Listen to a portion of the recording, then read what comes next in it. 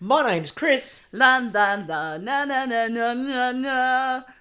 No, you I'm not going. La la la la la la la. And I'm Kristie. This is the Washing Up Podcast, and Bakers how? of the world, spice up your life. And baby. how do you miss a Spice Girls reference in Spice Week?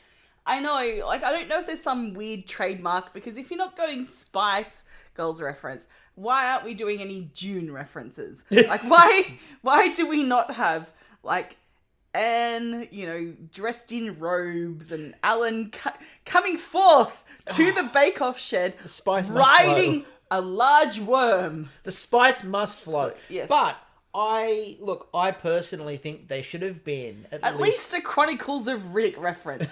Just a little bit of Vin Diesel action. just a reference to everyone's favourite Nitro girl from WCW Nitro, Spice. No, look, that's a long bow. But there should have been at least one reference. Like, there were so many references, like when Camilla, all the way through it, was struggling with what to do with the chili. Yeah. And, they missed out an opportunity for Anne to go over and, well, Camilla, too much of something is bad enough. Like, there were so many chances when Camilla was, like, struggling again with the heat. Alan could have stop right now. Thank you very much. There was so many. there were so many opportunities. This was a Something if you want to be my baker. So if you want to be Star Baker, you gotta get with my friends. No, Oh, so that's an interesting way to get Star Baker. Anyway, look, this is going to be a very Spice Girls heavy episode. Most likely, yeah. I can feel it. What I want you to do at home is just count. Every time there's a Spice Girls, just count. Yeah. Have a drink if you want, or a cheesel. Yeah, we didn't do the drinking game this week. Or a bear claw, or whatever the bloody... We didn't do the drinking game this week because officially there were reasons and we had tech issues. Unofficially, I was lazy this week. All right, I was tired. We didn't get to it. So... We're human. We We're do human. this for free. Yeah, enjoy the free. We do this for your, just for... Slight amusement. Slight amusement and a little bit of gratuitous ego Because as stroking. As Tom Lehrer once famously said, self-indulgence is better than no indulgence at all. Yeah. Anyway, to get into the they went with spice dealing instead. I know. Now, I thought at least a Spice Girls reference, we're not alluding to drugs. No, exactly. Or criminal activity. And Anne talking about the fact that she's in too deep, and you got the feeling she was in too deep. And that's Belinda Carlisle. I mean, no. Wrong era. Wrong pop. So, and it works with the drugs too. And Anyway, at least, she was in a band that played their own instruments. their lips and were sealed. formed. The Go-Go's. Much like there is- Victoria Beckham, her lips were sealed. Should have been. But, there is that. Then now we can circle back around to drugs. But anyway, enough of little baggies of things. Little baggies of things. Anyway, let's go into Heather, who started the episode by saying, spice is a very foreign thing to me. To which I said, all I heard was her going, it's a currency. It's not for eating. Look, it does baffle me that the British did colonise so much. Yeah. So many places. Had wars, for fuck's sake, over goods. And yet, the cuisine. Yeah. How do you Spiceless. how do you in a large period of time control all of the world's spices and use none of them? Yeah. Something had to stick, surely. No, we're going to give them all away. It just seemed like there was someone in power in Parliament who just went, you know what? I just fucking hate chefs, and I'm going to deny them. Around the world, we're going to control your flavour, and no one's going to enjoy their food. What I'd like to think of is like the debate that happened. Should we use the spices? No, that would be weird and stupid. What should we do? Why don't we put pineapples out the front of our houses instead? That's a down. real thing. That not the upside down bit, but that's a whole other thing. But no, that's a real thing they did in England. I knew it was a status symbol. Yeah, that's the thing. The idea of putting the pineapple out as the status symbol, that was a thing. But using a little bit of spice in your food, Oof, too much. Weird fruity talk. Anyway. Until Queen Victoria went, all right, make me some tikka masala. And they're like, what is that? She goes, I don't know. I don't Just know make yet. it for I don't me." know yet, but go to Scotland and find out. So the signature was Ras Malai cake. Mm-hmm. Now, I looked this up. Yeah. Because Ras Malai is subcontinent. It's India, Pakistan, and Bangladesh. That's where it's popularized. Now, the cake, as Kyla then alluded to later on, is a newly conceived dessert. Now, the first reference I could find to it anywhere was 2021. Ooh, very cool. So post-pandemic. Ooh, this came out of someone's pandemic baking. This is what happened when someone at home went, I'm out of ideas. I know. Why don't we get cake and like just soak it in milk and then like do the like. Some random guy called Ravi got into baking. Because I looked it up, looking around his house, just going, what have I got? What have I got? I got this cheese. Because I looked some milk. I looked the dish up, and I went masala. that doesn't look like anything like the cake. And then they were like, it's a new thing, and I went, oh, and did a bit more digging, and I'm like, oh, this is a trend. This is really good. No, but I like this because it's not I don't think it's a trend that's unwarranted. Like, I like it. I'm not... I thought... My only issue with it was it gave you... Some people took it, like, tried to take it a couple of places, but you were very limited by the fact you had to have cloves and there were some things you had to have there.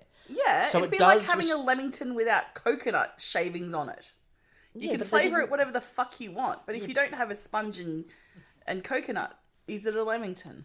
Well, we've had this conversation on many podcasts. We've had this conversation. Next should be talking about Neenish tarts. Anyway, Bruno goes, spice is life, spice is love, and if there is no spice, there is no love, and if there is no love, there is no life. He really has become like the wizened sort of older veteran baker in the corner, just sort of espousing global knowledge, not just baking knowledge. Look, after he and Kyla do the explanation of what the technical is, I imagine he just wanders somewhere quietly tranquil on the grounds, just to philosophize on a random rock or tree branch somewhere. And Kyla's like, oh, for God's sake, Bruno. Come on, what man, seriously? Even is baking? Yes. What is the concept of baking? And they're like, well, we hope you work that out pretty soon, but Bruno, because your checks are signed. Why flour? Anyway, Camilla... Why not flowers? So Camilla saw the link to the Trele chess cake. She's like, it's very similar in terms of the absorption of in the cake. That's at least close. And it's an eggless sponge, which is the other interesting part of the baking, is that it's an eggless sponge. Making it dense. Now, Heather was doing a crab apple filling. Now, she admitted that she, in her words, stole them from a tree down the road. No. That's just scrumping. Yeah, we talked about this. Scrumping. You were foraging, Heather. It's like there is no stealing in foraging. If you drive away in someone's car...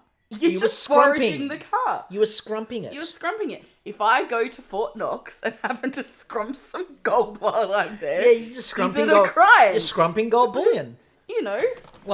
As Ross knows, as Bill Bailey once said, again, it's urban larceny, urban fruit larceny. But what it is, scrumping. Yes.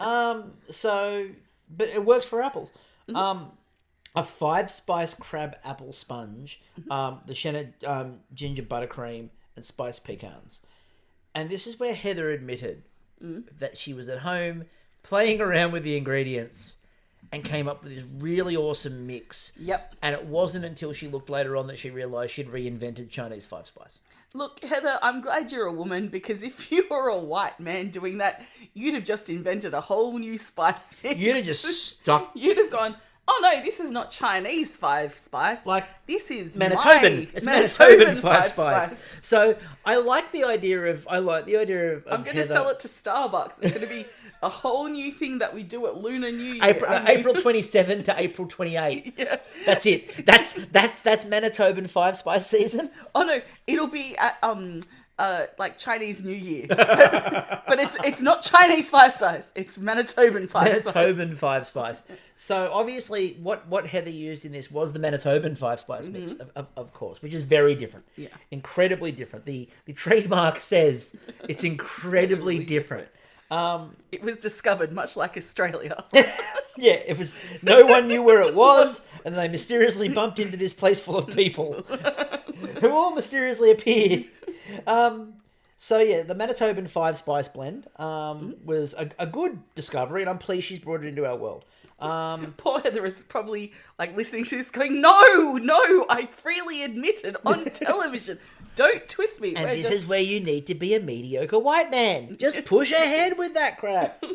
No one challenges us. Yeah.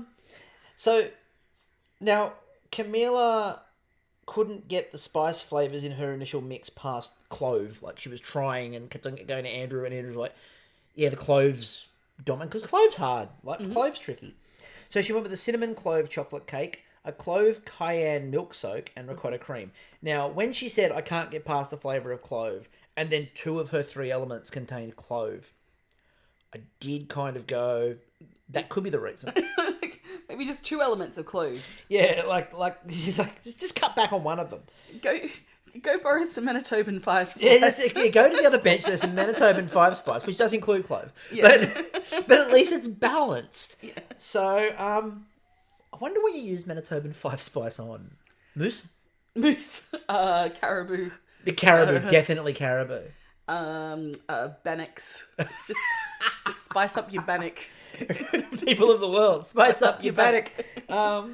So it was a take on a Colombian hot chocolate. Now, Colombian hot chocolates are a bit different because rather than things like the marshmallow, there's cheese. That just sounds crazy, but then I think, but we have cheesecakes which can go very nicely with the sweetness stuff. Yes. So And I'm assuming you're not popping a blue cheese in your hot chocolate. No, I mean, Loic's sitting there going, maybe can we a bit of brie? No, not brie. No, but it's true. Like there's Sorted Food did a global taste thing, and one of the things they had in that one was a Colombian hot chocolate with the cheese because they did the cheese pull, and they were like, well, this is hot chocolate, but why am I cheese pulling? And it was part of the conversation. So Candace said that they asked if she made cheese, and she goes, well, I've made paneer. So, yeah. Paneer. Now, vanilla clove sponge, pistachio mascarpone shenna, and masala chai milk soak. And she talked about, making masala and for picnics and stuff like that, in particular masala chais. And yum. So, I mean, it's no Manitoban 5 spice, but it's certainly something. Now, Loic made orange blossom cheddar with horchata milk soak. So he wanted the real spice in there. And then cayenne and chili to get that kick in there. He's like, I'll give you some spice. Exactly. Now, Andrew made a decision. And Andrew decided that, given he's not paying for this, saffron. He was going with saffron. So pistachio nutmeg sponge, saffron pastry cream, raspberry shenna cream. Now, Kyla was a bit worried that the raspberry would overpower the rest, and to which I could almost hear Andrew just going, yeah, but ka-ching? Ka-ching? Now, this brought something up to me, which is this idea of, if you were to go onto one of these food shows, like, you're not paying for it. No. Would you just go wild and start requesting the most expensive shit you could think of? I think I would. Look, I know you would. I'm a little bit more practical, but then again, it comes down to the factor of when the fuck else am I going to get to do this? So well, yeah, it's like, for example, like I know, like one of my favourite shows of all time, Iron Chef. Yeah. So Iron Chef, my favourite one was, and this is, if you want an idea of the excess of the early 1990s, everybody, Iron Chef, the Japanese, the original, the good one, Iron Chef did an asparagus battle once, and one of the chefs that was in that battle bragged they used $1,000 worth of lobster. Ooh. Just to flavour the asparagus. They threw the lobster away. Oh, no, that to me, okay, there's a difference between going, you know what, I want to access some bougie ingredients, to wastefulness. And there was also when they did the Emperor's Nest battle, and that was $40,000 worth of Emperor's Nest. Oh. And abalone, the abalone battle was I think it was about 15,000 of abalone. Yeah, but if they're creating it and people are consuming it and eating it, and they're not just like, I'm just gonna get this Emperor's Nest to waft over the steak that I'm cooking, and then I'll throw it away. No, they use that. That's but if they've used it, not a problem. I have Yeah, no problem with that. I always found that the $1,000 worth of lobster to flavour asparagus, that's obscene. I know, that's wasteful. Yeah. Look, I was just looking at what the most expensive kind of spices are. I mean, per pound, isn't it saffron? It is saffron. It's more expensive than gold per pound. But you know what else is up there? Pink peppercorns. Oh my god.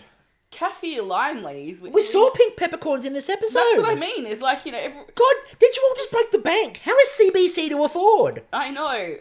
The Canadian dairy farmers don't pay that much. Now, Marlab is $69 a pound. Yep. And sometimes written as Marleb. Yep. Spice is the seed kernel of the St. Lucie cherries. And that's why it's so expensive. It's used in Greek and Middle Eastern cooking. Vanilla bean, though, $200 a pound. To be fair, there's a lot of vanilla bean in a pound. Yeah, like I feel, and possibly easier to come across. Fennel pollen. How much do you reckon fennel pollen is? Oh god. Okay, so can I get a baseline of how much saffron was? So saffron, hold on, coming back to it, is... So what's the current rate on saffron? I'm going for... The current going rate. $1,000 a pound. $1,000 a pound. So right. Fennel pollen. Fennel pollen, yeah. I'll go $300 a pound. Close? $450. $450? $450 a pound. And I'm assuming this is US pound, like US dollars. That's insane. Yeah, but you could imagine. Bakers, what are you doing? Get on this. Fennel pollen, right? I want to see a fennel pollen cream. Yes, it's a cream pat. Fennel pollen. A lot of different peppers. So long pepper is $47 a pound. But if you're comparing that to fennel pollen, it's a bargain. I just scull it. Just scull it. Just scull it. Just whack it on everything. But yeah, I like the idea of, what would you use if you could use anything? And let us know. However, on whatever social media platform you want to use, let us know what expensive ingredient you'd go on any of these food shows. What would you use if you could? You just go, I just want to use X. And Scampi. That's all I want to use. Yeah, but you would scampi it. I would scampi it up. Really big fucking prawns. The big ones that you just don't see, even in the shops in Australia. Yes. Oysters. All the oysters. One of every single oyster in the world. Yeah. Oh, yeah, you do that. Then a lot of bacon and... The really expensive... I would probably pick one of the stupidly expensive hams. Or one of the stupidly expensive... Some ham on. Is that what's the... One of the stupidly expensive truffle salamis, the really expensive ones, something like that. To make the bougiest oysters Kilpatrick. It's been insane. Anyway, so Candace was making faluda, which is the milk jelly with agar-agar. Mm-hmm. Now, Heather was mixing it at the thing, and Anne was trying to encourage her about, you're almost there, it's wham, bam, thank you in the middle of it. Heather just puts a hand out with food and it goes, you want to try this? And in the middle of it, Anne just goes, wham, bam, thank you, cake! So then everyone starts to cover the soak before Camilla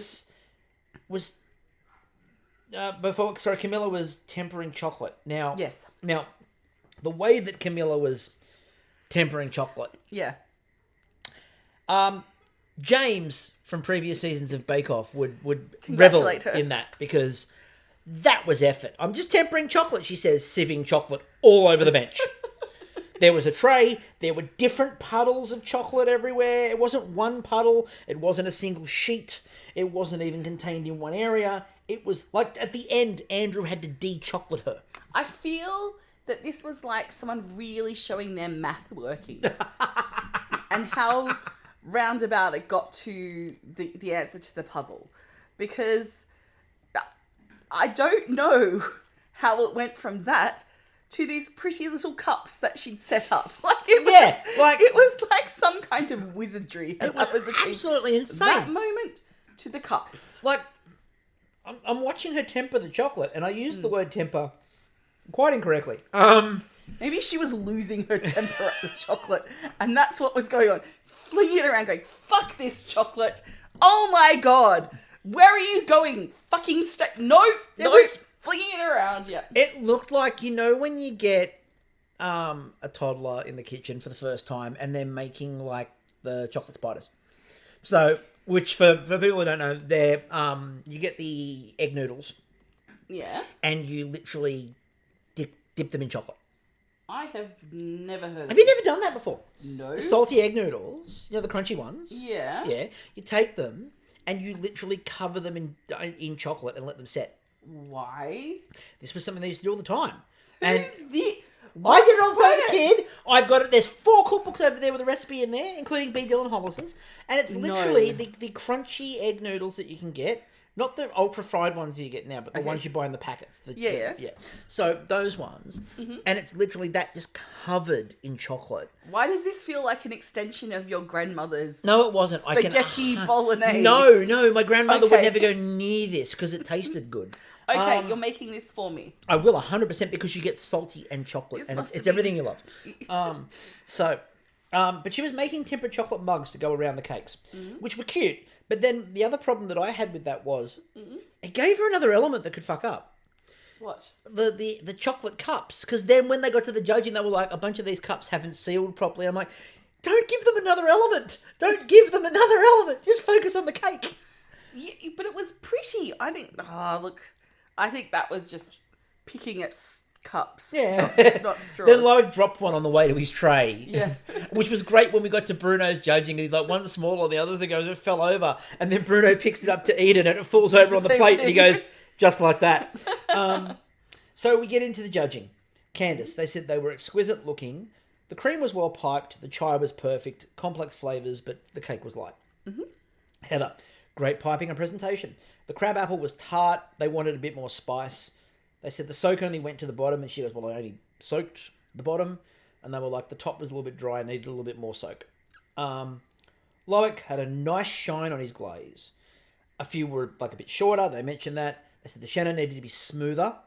And the orange dominated everything in the bake. Mm-hmm. And that the cardamom flavour was missing completely. Bugger. Camilla, playful. A lot of work, but a few cups weren't quite right. Mm-hmm. It reminded Bruno of a hot chocolate, and Kyla said that the heat level that she got in there was spot on. That's good, because it's going to be interesting when we come to the technical. Oh, won't it? Andrew, they said they loved the colour and the flavours. Very good. Everything complemented, and the raspberries were very well balanced with the cheddar, which that was what they were worried about. So let me go to the technical. Okay.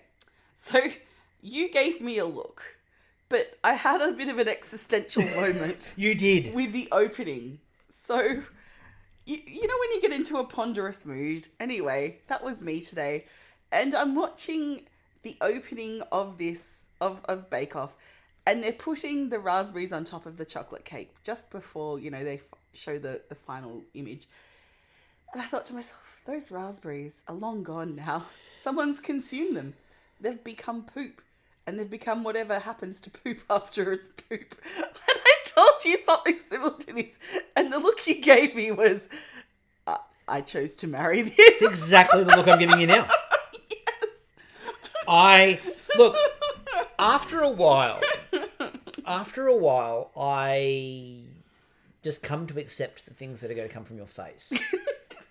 But every now and then, something pushes even those. Those boundaries that you... And we're sitting here and Kristie says this and I just stopped. Yeah. Because I'm like, no, I've never contemplated that. I don't want to contemplate that. Why would you contemplate that? Because if you did it for every single bit of food that you see on TV, and particularly if you're watching something like Julia Childs, whatever she's created and it's being consumed and pooped and gone on to whatever... is probably something else now. It could have been another food item that's been through that process yet again. It could have become a fish because of plankton and algae and all that kind of stuff. And someone's consumed that fish or even consumed a fish that's consumed that fish. Have I gone... Okay. So the technical. Yes, the technical. They said, bring the heat. Okay. But don't get burned. Now, they then said they were doing Jamaican patties. So, flaky pastry, half moon shaped, filled with spiced ground beef, otherwise known as a spicy version of a British pasty or an empanada. So No, it's a Jamaican patty, and I'm here for it. They taste fucking they look amazing. phenomenal. They look amazing. But Yeah. 2 hours to make that with a hot sauce. Now, And I'm sorry, it is not a British pasty. You know why? Because first up, there's turmeric in the pastry. Yeah. And also that pastry's flaky. Pasty pastry, not so much. No. It's more your short crust. So Candace, well, there was a short crust, but it was flaky short crust. Yeah. So Candace had these on her baking bucket list when they announced that Candace was just about jumping up and down. Mm-hmm. Now suet and shortening. Okay, so maybe it's very similar to a You pastry, can't overhandle it, and it needs to be chilled. Mm. Now, as Kyla said, this will demonstrate seasoning capabilities and the understanding of how you use seasonings. Mm-hmm. She also said that given the right number of Scotch bonnets, but they didn't say exactly how much to use. Yeah. And Bruno was like, I want it spicy, but I don't want it too spicy. Yeah. And they had no quantities whatsoever. Now, Heather at this point announced that she was making pastry in a food processor for the first time. Normally, I'm assuming that the woodland creatures stomp it into shape for her. Or her children have created something out of scrap metal. Yep. Something that's part of their planning for the apocalypse is the scrap metal coven that they've set up. It's like it's a big cupboard sort of thing. You enter it. Mm-hmm. And then you take the dough and you throw it against a wall. And it just sort of rolls around until it's ready to go. Yeah. It's amazing. The technology they're developing nowadays. Kids, huh? Now, Lovick talks about the idea of suet in particular. Is like it's one of those fats that grandmothers use when they bake. I'd even argue that the grandmothers today, because my older sister is about to become a grandmother, she never used suet in her life. You know, like this is oldie fashioned. Like I don't even think your mum would use suet that often. What do you mean that often? Or at all? No, my grandmother used lard, but not suet. I don't think suet was very big in Australia though. Suet is again particular sorts of pastry. Mm-hmm. If you're doing things like pork pies. Yes, okay. And that's the thing. Suet is for a particular style of pastry. Is it? Yeah, so that's where like this or a pork pie pastry would use suet as well. So and the shortening along with it. Now, this was where they were sort of working the dough, but they didn't want to work the dough too much because it's just got to be mixed together. As Camila said, it's like a short crust, so you literally just combine the ingredients. Yeah. She also talked about the fact that it was the yellow dough because she's like, how much am I put the turmeric in the dough? Well, it says the yellow dough. Yes. So either it's jaundiced or, and we don't want no one wants a jaundiced pastry. No, but I think in this case, you would just say that you're making it more festive. How yellow is too much yellow? And, What festival? The festival of jaundice. Coldplay. Coldplay. Fucking hell. Because it was all yellow. And you too, because it was lemon. I went to the Coldplay banquet. It was terrible. Why? Yellow everywhere. Anyway, so then we go to the spice mix, which, obviously, while the original singles were great, the remixes were, like the club mixes in particular, are where it's at for the Spice Girls. And so actual spice mixes, not the remixes. Not a Spice Girls mega mix. No, who's one of the Fat Boy Slim remixes? The Spice Girls. That feels weird. I just looked at what suet is. Yes. It's the raw hard fat of beef, lamb, or mutton found around the loins and kidneys. Yes. And it has a melting point of between 45 degrees and 50 degrees Celsius. And congelation between 37 degrees and 40. I don't know what congelation is. So it's got a high smoke point. Yes. It's ideal for deep frying and pastry production. Indeed it does. Yes. This episode in general, but especially this moment, represented Camila's worst nightmare. Oh. Because Camila then had to deal with spice. For the rest of this episode, real spice. Yeah. Real hot spice. And poor Camila, she did the first taste test of the mince. And she was just about crying at the start with a bottle of water. And it was only getting worse from there. Because she hadn't even got to making the Scotch bonnet hot sauce yet. So poor Camilla, as it was going on, you could just see every time they cut to Camilla, the pavilion was trying to hurt her in like a million ways. The whole payoff for this storyline though is you see Camilla just be like in little increments of pain, increasing until we get to the judging.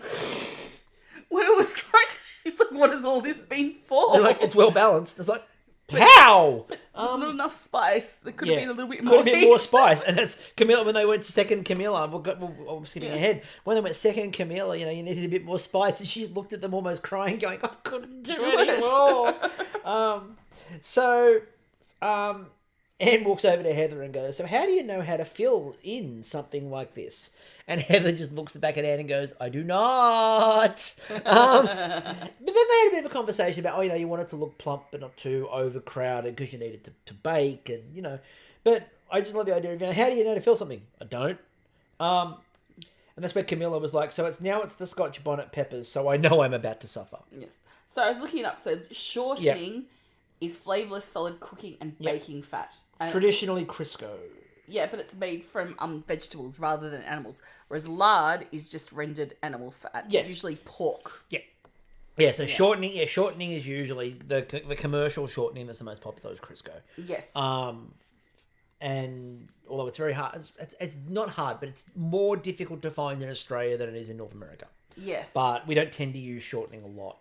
But we have Kofa. Is it Kofa? Yes. We have Kofa. But yeah, shortening, like you can find in most supermarkets, you can find Crisco, but it's not as common in use. Okay. In Australia.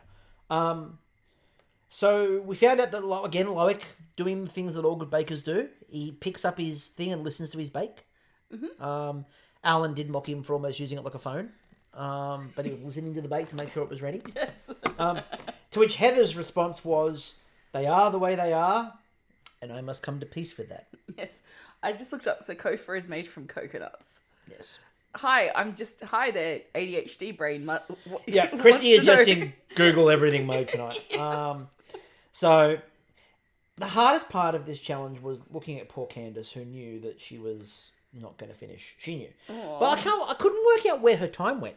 No. Because they were all sort of matched up together. And then the next thing you know, everyone else's went in and Candace still had 2 to do. Yeah. And the mixture wasn't ready yet. Right. And I don't know, like, especially she was the most excited to make them.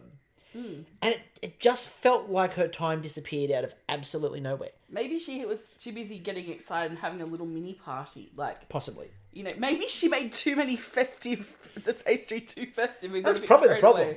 So, judging, Camilla, a consistent bake. The meat was well cooked, but good late charge on the spice. They said the sauce needed more kick, and again, she admitted she couldn't. Heather, they said they were nicely shaped. They weren't quite cooked enough, but the filling had a great flavour, and the sauce was very spicy. They said that hers had reduced down more. Mm-hmm. Loic had a great shape, well baked, well blended filling. The dough was good. The sauce wasn't quite enough, but good flavour. Andrew, inconsistent shape, not quite cooked through, good flavour, but dry, and then the sauce was a little bit oily. Mm-hmm. And Candace, they weren't cooked through at all. They were nearly raw, and the filling was too wet. Oof. The sauce had no texture, but it had a good kick. Something. So Candace, Andrew, Heather, Camilla, and Loic wins the technical again. Which sends us to the showstopper. The showstopper is Spiced Cookie Structure Monument Challenge. They really did a bad job of naming this one. It was basically, they do a gingerbread tower or a biscuit tower out of something. Well, that's for a biscuit week. For Spice Week, they needed to make it sound like they weren't just doing some form of biscuit tower. Yeah. But in reality, they were making a biscuit structure. Spicy biscuit tower. They were making a biscuit tower. That's what they were doing. Now, they cut back to Heather. They had 4 hours to do this. They cut back to Heather, who announced that her family does ridiculous cookie sculptures at Christmas time. What would you consider a ridiculous sculpture as opposed to like a fun sculpture? Okay, a ridiculous sculpture as opposed to a fun sculpture. Like Stalin's butt. Like, that's a ridiculous sculpture. Oh, don't say Or is that it to just a bit of Stalin. fun? Don't say that to that. Okay, sorry, Stalin. Stalin wouldn't approve on that one. No. Yeah, apologies, comrade. I think it's a really. I mean, the first 3 Godfather films represented in Cookie.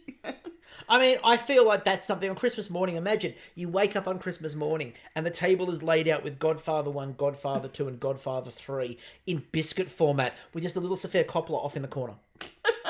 Of course, because why not? Because, why not? Exactly. That would be a ridiculous sculpture. But that's lots of fun as well. Like, I just... Yeah. Trampoline. I'm getting too deep. I'm too deep tonight, Chris. I've gone like Anne. I'm in too deep. You're in far too deep. Oh my God, let me swim to the shallow end. Let's get to the fun. Okay, I know what it would be. I've got the answer for a fun one. Okay. Spice World, the movie. Just a little Alan Cummings on a bus. Meatloaf driving. Yeah. Yes. Teenage Harry and Wills. Yes, exactly. At the bus stop. I think a recreation of the Say You'll Be There film clip. Yes. Because you got like the Ninja Star, where she throws the Ninja Star. It's in biscuit form. And lots of reflective. What about just the entirety of the Spice Girls discography? The wannabe staircase. Yes. The wannabe staircase. So the old woman at the start of at the start of wannabe, the one with the glass of champagne, because the biscuit would look realistic. Mm-hmm. It'd look accurate. I don't know, anything else you could think of that'd be a ridiculous Christmas sculpture? Maybe an Easter themed sculpture, like a rabbit with eggs. I mean, that would be inappropriate. Okay, I have one which is very seasonal. Okay. This week, of course, is one of the greatest anniversaries of all time.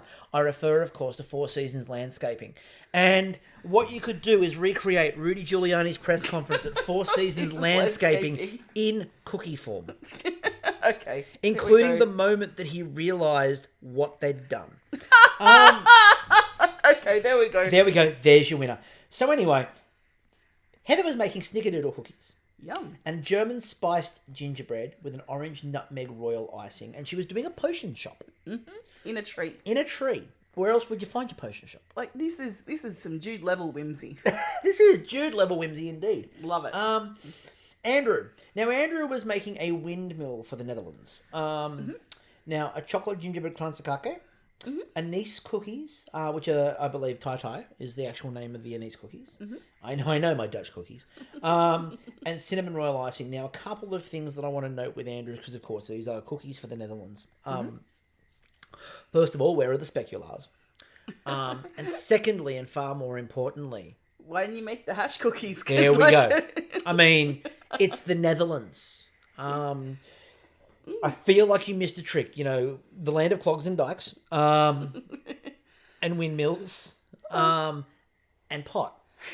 Look, it would have been fun. Okay, so in Australia, we've got the rocket clock. Yes. And we've got the flower clock on Play School, this children's show.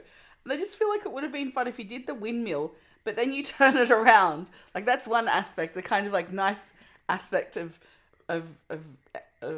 Holland. Yeah. And then you turn it around and there's the red light district and the hash. That could have been amazing. Imagine. You know what they could have done? They could have borrowed, you know how James had the solar panel on top with the lights? He could have red lights all the way down the Cookie Street. What were you doing? Yeah. A celebration of the Netherlands could have just been red light districts. Mm-hmm. Oh, that could have been... Imagine the window action. we saw windows. We saw windows. This would have been the sex. Yeah. And I'm sure we can work out some rock and roll. I'm sure we can. Now, Loic announced that the first project with his partner was renovating a boat. As you do. That's what I think of immediately. Why have we not renovated a yacht yet? Because we're poor. we podcast, we're not handy. That is true. We talk shit. Yes. We talk shit, we don't build things. So we barely formulate a podcast. Imagine us trying to make something like seaworthy. One of your concepts falls apart. Imagine what happens if you build a hull.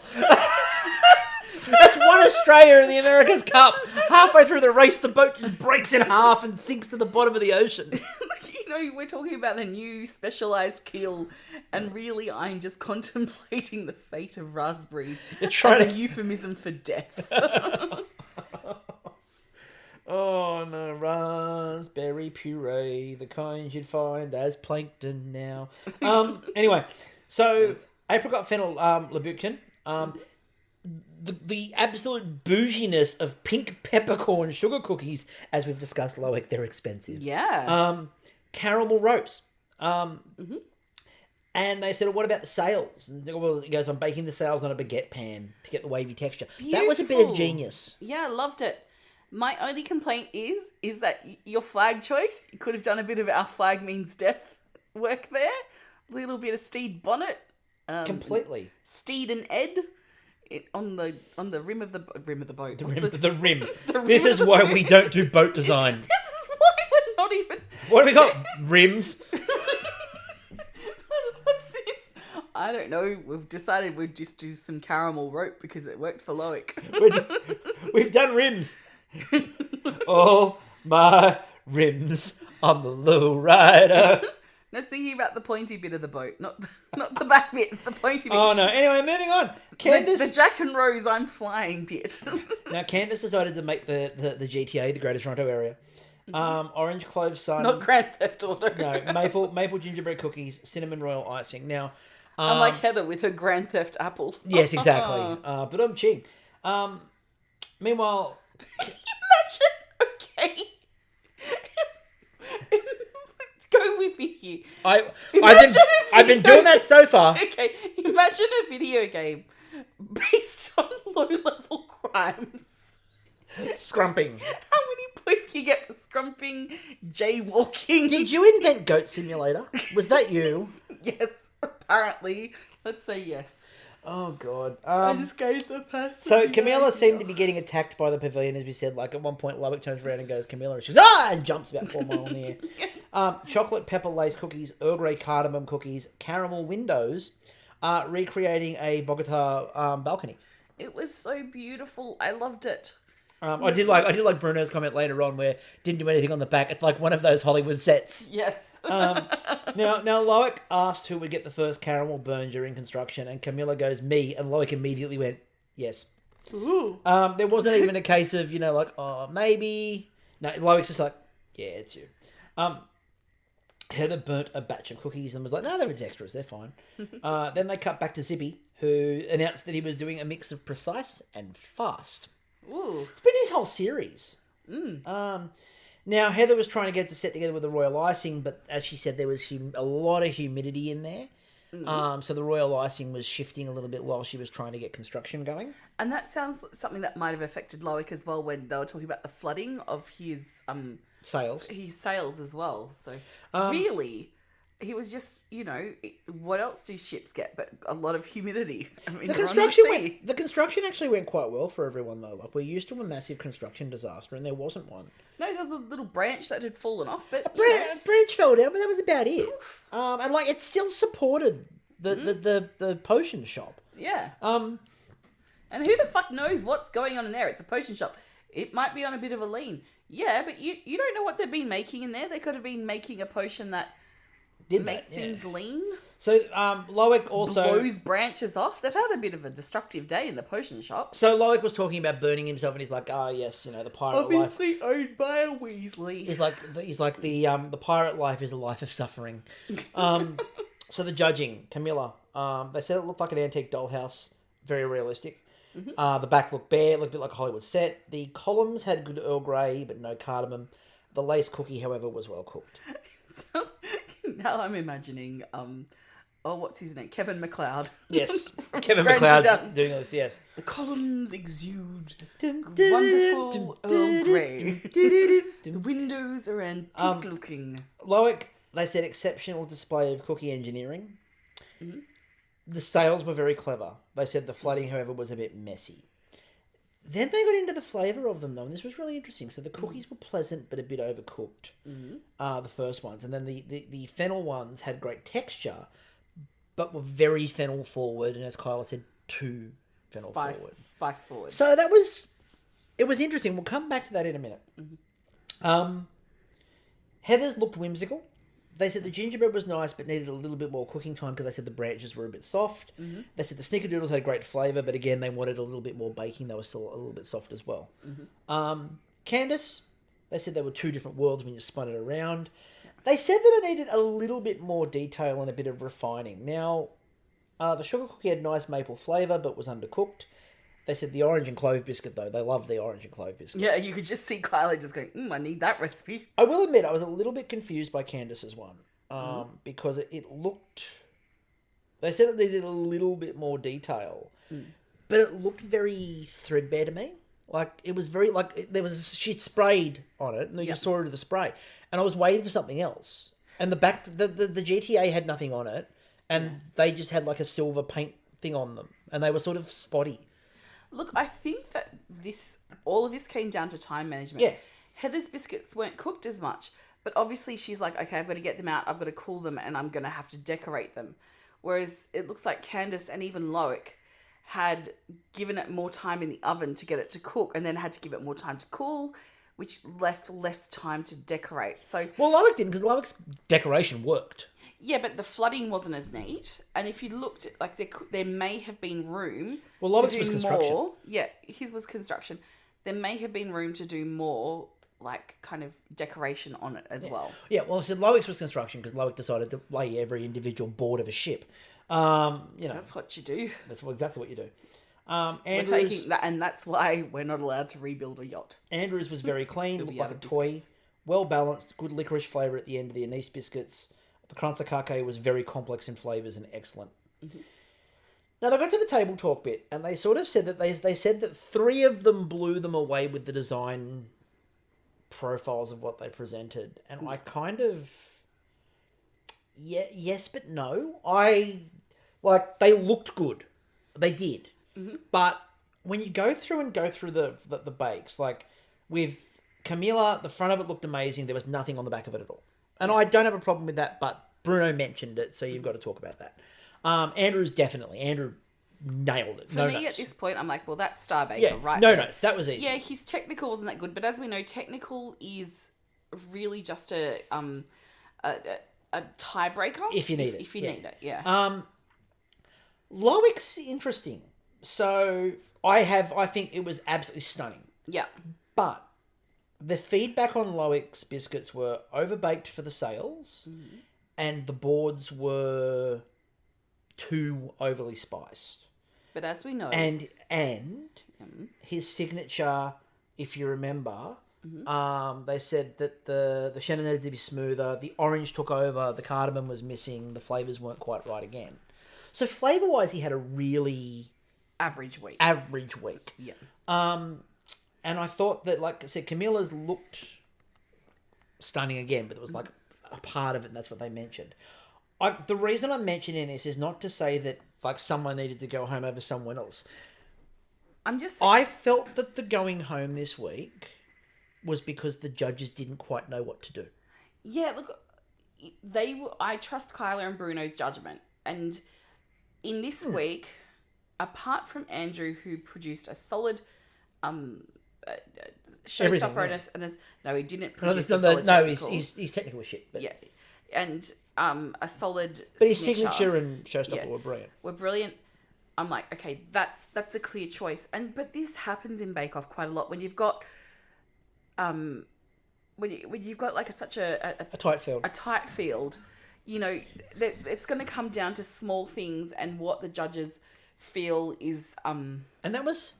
And it's a hard call. I wouldn't like to be in their position. Well, that was the interesting thing for me, though, was it felt like you had two flip one way, some flip the other way, and you had Heather sit in the middle. Yeah. And the final decision was Heather. And again, I'm not saying wrong. No. I'm genuinely not. But I just thought it was an interesting call. I possibly wouldn't have said Heather, but I'm not saying it's egregious. But what I'm saying is that it was... I didn't like the way that it was presented as there were 3 up here and 2 down here. I don't think there were 3 up the top and 2 down the bottom. I think Andrew was up the top this week, and then I think everyone else was in a clump. Yeah, but we're people who watch Bake Off quite like with some attention to detail and with a love of the show and also a knowledge of the history and that kind of thing. So I feel that for the average person who's just sitting down to watch Bake Off, this would just be an acceptable kind of call. I get what's going on, but yeah. Yeah. I'm just kind of having a little a little ramble about it because I love Canadian Bake Off and it's a show where someone has to go home and that's unfortunately it's Heather. Fortunately for her children though, it means they can get back to foraging. Oh, they're prepared. They had to postpone. Scrumping. They had to postpone what they were preparing for the apocalypse just for this moment. So they can finish. Exactly. Like the bunker can be restocked. So, but Star Baker for Andrew, well done. Like he's had. I've not been shy in saying all the way along that Andrew has come really close a few times. He's really come close a few times to like disappearing off that precipice. But he's a baker that I appreciate, who's used his time in the Bake Off shed or pavilion well, and has produced such a beautiful bake tonight. Like that showstopper was gorgeous, and I want to like bury my face. And in it also talked, coque. but it also talked about the fact I want a big old mouthful of his Kranz coque. But it also, I don't think he's had many women say that. But it also speaks to the fact that he said when he was starting the showstopper, I'm making sure that there's spice in every element because this is something that I want to make sure I don't want them to miss it. Well, so he thought really, really well on that. So that sends us into semi-finals.